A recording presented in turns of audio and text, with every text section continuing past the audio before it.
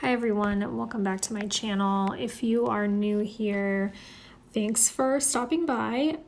You'll find that I make lots of videos about reviews and unboxings of usually luxury items. I am an online reseller, and sometimes I do end up getting fake items, and so I like to try to educate you guys about how to pick up on those items if you get fooled into buying some of those online yourself. And I recently noticed that I kind of had a couple more videos than I would have expected with fake items. So that begs the question of how do you go about getting your money back and opening these cases and making sure that they are successful so that you can either return the item or sometimes they'll ask you to actually destroy the item. But either way, make sure that you get your money back so that you are not paying lots of money for something that is a replica. If you watched my prior video, I did buy what I thought was an authentic Gucci Dionysus super mini bag. It did turn out to be fake, and if you want, you can check out the video that I made where I go through all of the different clues that gave it away that this was a replica bag. I thought that I was getting a pretty good deal for what I thought was an authentic bag, but when I came to inspect this item closer, it was very readily apparent that it was not authentic. And even though I got a good deal, I definitely don't want to pay $300+ for a fake Gucci bag. So in this video, I'm actually going to go through and take you through the steps of how I started the return and what exactly I did to make sure that I would have a successful case. And hopefully you learn a thing or two about opening up your own cases online, how to go through the steps to make sure that you are going to get a refund.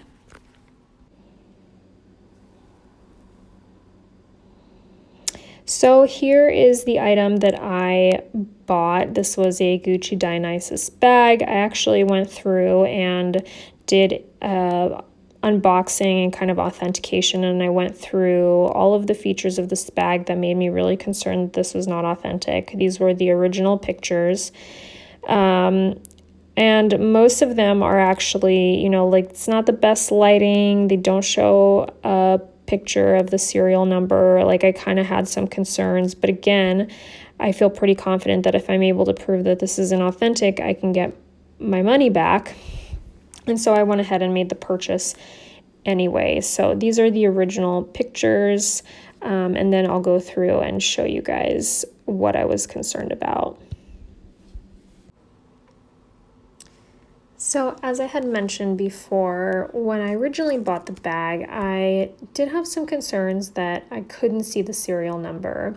So I messaged the seller and I asked if they would please provide a picture of the serial number before they shipped it, just to make sure that it was authentic.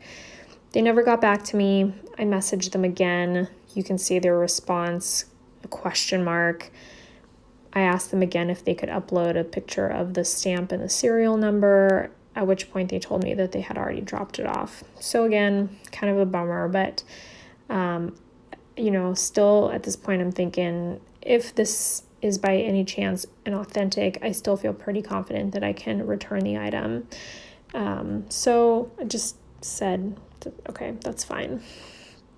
So I received the bag shortly thereafter and was pretty bummed right away that there were signs that this was not authentic. So immediately I posted pictures showing the loose threads, kind of the cheap material, flimsy makeup of the bag, the fact that the serial number was not well imprinted, the logo, you could hardly see it, and the lining was not like the authentic typical material. Poshmark, I think it took them like 10 hours, 12 hours or something to respond with their like typical, this is like how they always respond. Thanks for your comment. We're reviewing your case. We'll let you know when we make a decision. When I saw their response, I realized that I had not mentioned also that the serial number and the stamp were crooked and indistinct. So again, I mentioned that. A little while later, they came back essentially requesting more pictures, which again is very typical. The only situation in which they wouldn't respond with this second response is in a situation where the buyer or the seller would immediately just approve the return. But otherwise, this is a very customary second step where they'll ask for more information. So this is pretty typical, expect that they're going to ask for more pictures. And I think part of this is because some people, maybe a small percentage of people that open cases are not going to be consistent, or maybe we're going to forget and not post more pictures, take too long, and then the case is going to be closed, which is, favorable for Poshmark and the seller, but mainly for Poshmark here. Less cases means less returns, means they keep the 20% fee that they acquired from the sale. Anyway, so I decided that I was going to go through each particular thing, show a picture of it, and I'll go through those in more detail here in just a second, but just wanted to kind of show you the steps that I went through. So I showed each picture and then described with text also what the picture was showing. So in a second here, I'll show you what those pictures show up.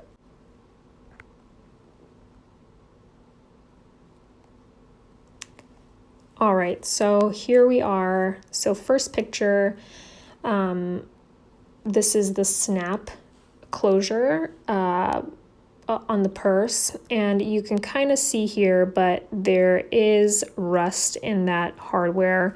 Not customary for Gucci items to be rusting.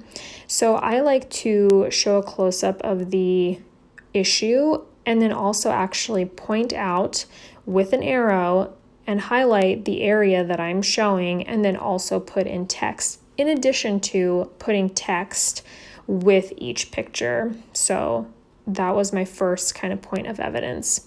My second point of evidence is that the crystals in the embellished buckle, which by the way are definitely not crystals, I go through how I know that in my other video. Feel free to check that out. But here specifically, so again, I'm pointing out with the arrows the area that I am specifically concerned about to show that, these alleged crystals don't even fit into the engravement where they're supposed to be. This is not customary of Gucci, very sloppy. So that was my second point of evidence. Number 3 and 4 here. So on the left, I'm showing that the cover, what is supposed to be leather, is actually very thin, flimsy material that did not even feel like leather and is probably more like a polyurethane material or like a faux leather. Okay, and then on the right here, I'm showing that the Gucci imprint is hardly visible. You cannot even make out the I in Gucci, or really what the words below it say. It's supposed to say made in Italy.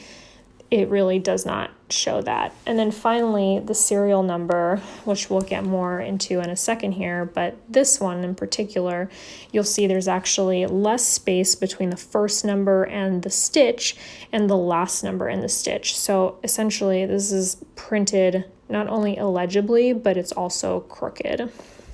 So again, very little attention to detail here on this replica. On the inside by the D-loop where the chain is connected, there are loose threads. None of the authentic bags have anything like this. Again, these are over $1,000 bags. They're not going to have loose threads like this. And again, I'm pointing out with an arrow exactly what I'm talking about, and then again using text to say what the issue is. I have found that sometimes when I didn't do this and I was trying to show what the issue is, they weren't actually understanding from just the picture. And so that's why I like double and triple explain and highlight and point with arrows exactly what I'm talking about. This is just another picture to show you what the typical buckle looks like and how clean and neat the crystals and the engravement is. Here's another picture of the inner line suede.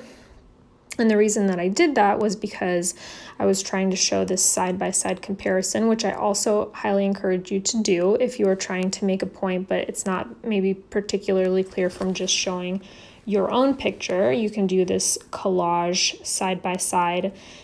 By the way, the app that I use to make these pictures is called Layout in the App Store, in the iPhone App Store. And I'm not sure, it might be a couple of bucks, or it may potentially be free, like with ads in it. But that's the app that I use to make these collages. And you can make any number of collages. But so here I was trying to show how you can definitely see that this micro suede, the inner lining of the typical Gucci bags, is very different than the material that was in the inner lining of this particular replica purse. And then finally, I'm going into here showing how, not only is this crooked, but actually this was a bag that was listed on rebag.com. And so here you see this is the exact purse, but you can see that there is actually a much longer serial number. So there's the kind of expected 6-digit number, but then there's an additional 4-digit number after that, so a total of a 10-digit serial number. And we can see that in the bag that I got, we only have the 4 or the 6-digit number imprinted. So again, just kind of showing that this is not the authentic typical serial number that you would expect with this purse. So there you have it, my foolproof method for how to open returns. This was on Poshmark, but I think that this method can really be used for any other platform that allows you to post pictures and write essentially an unlimited amount of comments. Since some platforms, I think like Mercari, really only give you a very limited amount of space and text that you can actually write a comment in, and so that is a little bit trickier in my experience. But so just to recap, essentially I like to open a case definitely within the appropriate time. On Poshmark it's within 3 days after delivery, so make sure you follow within that time frame. Number 2, when they ask for additional information, which they inevitably will ask for more information, make sure that you are ready to provide that information. Number 3, when providing that information, go through each individual step that you believe makes the item inauthentic. Again, if you have proof from online pictures, preferably from prior listings on reputable sites like Rebag or Fashion File. I think those are kind of the ones that I like to stick to. Or even if you have actual pictures from the manufacturer themselves, so that you can do a side-by-side comparison with pictures of the item that you received and why you believe that your item is a replica. Number, 4, we're on 4.